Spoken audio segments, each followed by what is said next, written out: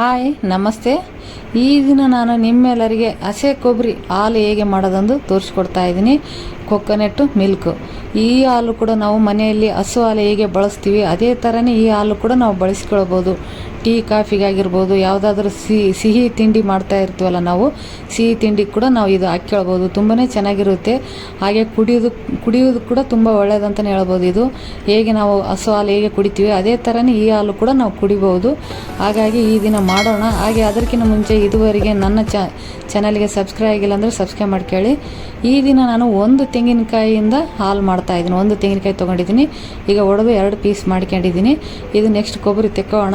ಹಾಗೆ ಇದು ಒಂದು ತೆಂಗಿನ ನೀರು ಇರುತ್ತಲ್ಲ, ಇದು ಕುಡಿಯೋದಕ್ಕೆ ತುಂಬಾ ಒಳ್ಳೆಯದಂತಲೇ ಹೇಳ್ಬೋದು. ಈಗ ಇದು ಚಿಪ್ಪದಿಂದ ಕೊಬ್ಬರಿನ ಹೊರಗಡೆ ತೆಕ್ಕೊಳ್ಳೋಣ. ಈಗ ನಾನು ತೆಕ್ಕೊಂಡು ಇಟ್ಕೊಂಡಿದ್ದೀನಿ. ಈಗ ಮೇಲುಗಡೆ ಸಿಪ್ಪೆ ಇರುತ್ತಲ್ಲ, ಈ ಸಿಪ್ಪೆನ ತೆಕ್ಕೊಳ್ಳೋಣ.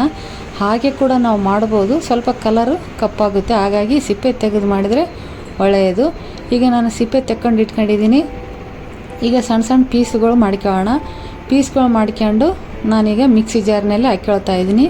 ಈ ಒಂದು ಪೀಸು 1 ಕಪ್ಪಷ್ಟು ಇದ್ದಾವೆ. 1 ಕಪ್ಪಷ್ಟು ಇದ್ದಾವೆ. ಈ 1 ಕಪ್ ಪೀಸ್ಗಳಿಗೆ, ನಾನು ಕೊಬ್ಬರಿ ಪೀಸ್ಗಳಿಗೆ 1 ಕಪ್ಪಷ್ಟು ನೀರು ಈ ದಿನ ಯೂಸ್ ಮಾಡ್ತಾಯಿದ್ದೀನಿ. ಟೋಟಲಾಗಿ 1 ಕಪ್ ನೀರನ್ನ ಹಾಕ್ಕೊಳ್ತಾ ಇದ್ದೀನಿ. ನೆಕ್ಸ್ಟ್ ಸ್ವಲ್ಪ ಸ್ವಲ್ಪ ಆ್ಯಡ್ ಮಾಡ್ಕೊಳ್ಳೋಂಥ 1 ಕಪ್ಪು ನೀರು ಆ್ಯಡ್ ಮಾಡ್ತಾಯಿದ್ದೀನಿ. ಈ ಥರ ನಾವು ನುಣ್ಣಗೆ ರುಬ್ಬಿಕೊಳ್ಳೋಣ. ರುಬ್ಬಿಕೊಂಡ ನಂತರ ಒಂದು ಕಾಟನ್ ಬಟ್ಟೆ ಆಗಿರ್ಬೋದು, ಇಲ್ಲಾಂದರೆ ಈ ಥರ ಸೋಸೋದಿರುತ್ತಲ್ಲ, ಸೋಸೋದ್ರಿಂದ ನಾವು ಹಾಲು ಈ ಥರ ಸೋಸ್ಕೊಂಡು ತೆಕ್ಕೊಳ್ಬೇಕಾಗುತ್ತೆ. ಈಗ ಮೊದಲಿಗೆ ಮಾಡಿದಾಗ ಗಟ್ಟಿಯಾಗಿರುತ್ತೆ ಹಾಲು. ಕೊಕೊನೆಟ್ ಮಿಲ್ಕ್ ಗಟ್ಟಿಯಾಗಿ ತಿಕ್ಕ ಕೊಕೊನೆಟ್ ಮಿಲ್ಕ್ ಇದು.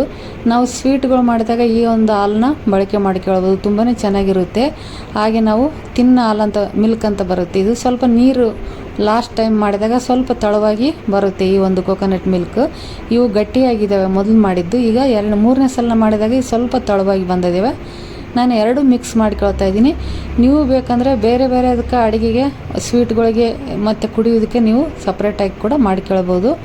ಈಗ ಇದು ರೆಡಿಯಾಗಿದ್ದಾವೆ. ನಾನು ಸರ್ವಿಂಗ್ ಗ್ಲಾಸಿಗೆ ಹಾಕ್ಕೊಳ್ತಾ ಇದ್ದೀನಿ. ಈಗ ಫ್ರೆಶ್ ಇದ್ದಾಗ ಕುಡಿಯೋದಕ್ಕೆ ತುಂಬಾ ಚೆನ್ನಾಗಿರುತ್ತೆ, ರುಚಿಯಾಗಿ ಕೂಡ ಇರುತ್ತೆ. ಹೇಗೆ ನಾವು ಹಾಲು ಕುಡಿತೀವಿ, ಹಸು ಹಾಲು ಹೇಗಿರುತ್ತೆ ಅದೇ ಥರನೇ ಈ ಹಾಲು ಕೂಡ ಇರುತ್ತೆ. ಹಾಗೆ ನಾವು ಈ ಒಂದು ಹಾಲುಗಳನ್ನ ಯಾವುದಾದ್ರೂ ನಾವು ಸ್ವೀಟ್ ಮಾಡಿದಾಗ ಸ್ವೀಟಿಗೆ ಕೂಡ ಬಳಸ್ಕೊಳ್ಬೋದು.